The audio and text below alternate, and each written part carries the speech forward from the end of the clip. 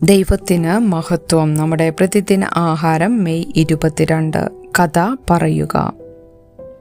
ഞങ്ങൾ കണ്ടും കേട്ടുമുള്ളത് നിങ്ങൾക്ക് ഞങ്ങളോട് കൂട്ടായ്മ ഉണ്ടാകേണ്ടതിന് നിങ്ങളോടും അറിയിക്കുന്നു. യോഹന്നാന്റെ 1 ലേഖനം 1 അധ്യായം 3 വാക്യം. US പ്രസിഡന്റ് എബ്രഹാം ലിങ്കന്റെ മകൻ റോബർട്ട് ഡോഡ് ലിങ്കൻ 3 പ്രധാന സംഭവങ്ങൾക്ക് സാക്ഷ്യം വഹിച്ചു.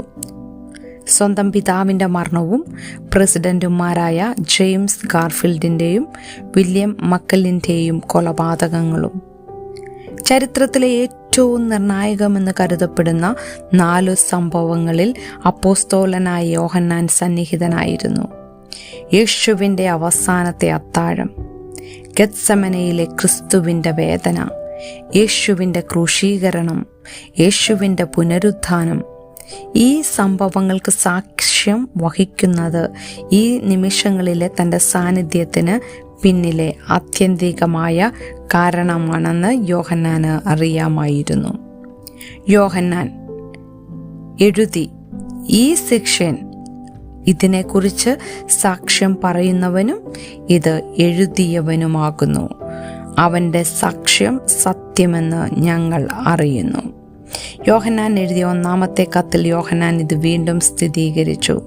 അവൻ എഴുതി, ആദ്യം മുതലുള്ളതും ഞങ്ങൾ കേട്ടതും സ്വന്തം കണ്ണുകൊണ്ട് കണ്ടതും ഞങ്ങൾ നോക്കിയതും ഞങ്ങളുടെ കൈ തൊട്ടതും യേശുവിനെ കുറിച്ചുള്ള തൻ്റെ ദൃക്സാക്ഷി വിവരണം പങ്കുവയ്ക്കാൻ യോഹന്നാന് നിർബന്ധിത കടമ തോന്നി.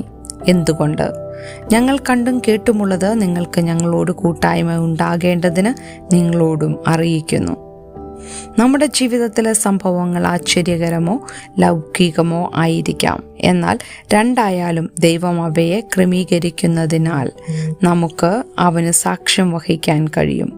ക്രിസ്തുവിൻ്റെ കൃപയിലും ജ്ഞാനത്തിലും നാം ആശ്രയിക്കുമ്പോൾ ജീവിതത്തിലെ ആശ്ചര്യകരമായ നിമിഷങ്ങൾ പോലും നമ്മനു വേണ്ടി സംസാരിക്കുന്ന സംഭവങ്ങളായി മാറും. ചിന്തിക്കുക, നിങ്ങളുടെ വിശ്വാസ കഥയുടെ കൂടുതൽ ആശ്ചര്യപ്പെടുത്തുന്ന ചില വശങ്ങൾ എന്തൊക്കെയാണ്? ദൈവത്തിൻ്റെ സ്നേഹത്തെക്കുറിച്ച് കേൾക്കേണ്ട ഒരാളുമായി നിങ്ങളുടെ കഥ എങ്ങനെ പങ്കിടും? ദൈവത്തിന് മഹത്വം.